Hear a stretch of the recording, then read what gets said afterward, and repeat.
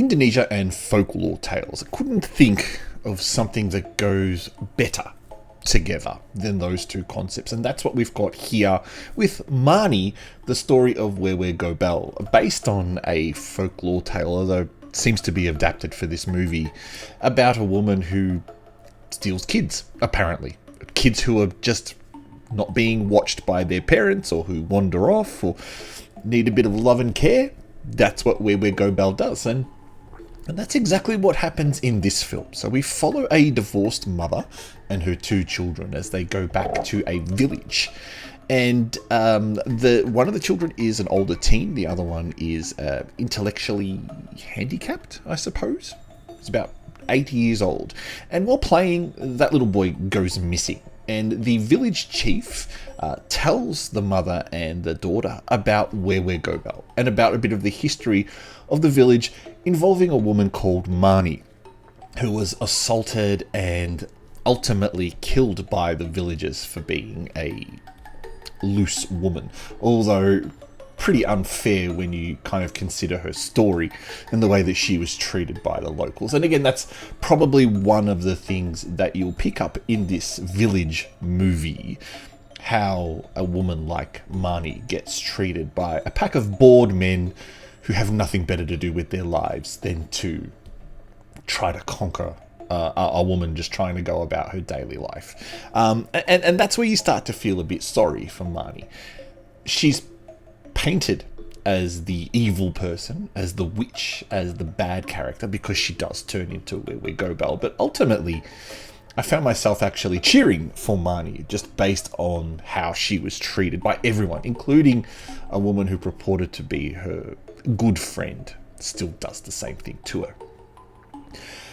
Now, what I really liked about the movie was Sharifah Danish, who plays a character called Irma. Doesn't say much in the film, and in fact it took me 3 or 4 attempts to look at this character until I realised it was her. And why I like her is because she's Dara from the 2010 Mo Brothers film Macabre, which easily, on top of Satan Slaves, is one of my favourite Indonesian horror movies. And anything with her in it has to be good. Unfortunately, I think she might have broken that streak with this film. It's too long to start with. I think 2 hours for a film like this is just probably 25 minutes. Too long. And then we get this ending. And at the time, all I could think of was it reminded me of a 70s or 80s Shaw Brother kung fu horror film. There's just this massive fight scene between the Mani Wewe Gobel character and another character called Tama. That just seemed really out of place. All of a sudden, I felt like, yes, I was transported back to the 70s and 80s watching a Shaw Brothers kung fu horror film. And I'm wondering why. What was the purpose of that? It just really felt so out of place. But the movie's not bad.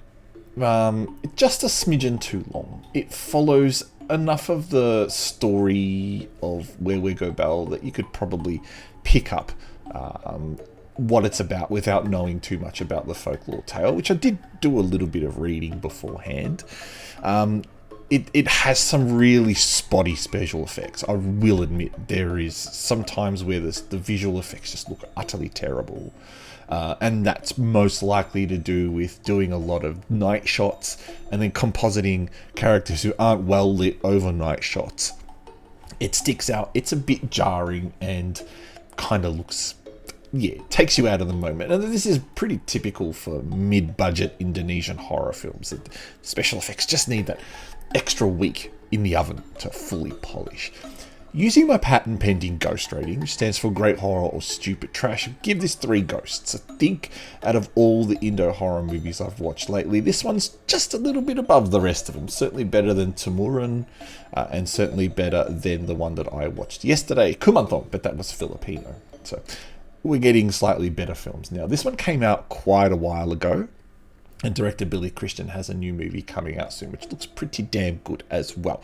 I'd be looking forward to seeing that. But have you seen Mani, the story of Where Go Bell. I'd be keen to know what you think down below. Do you think the ending also had elements of Shaw Brothers kung fu horror films in it and was completely out of place with the whole film? Leave me a comment below. If you're new here, consider subscribing to the channel. Appreciate your support any other way. I am the Arty Dans. Thank you for tuning in, and I will definitely catch you next time.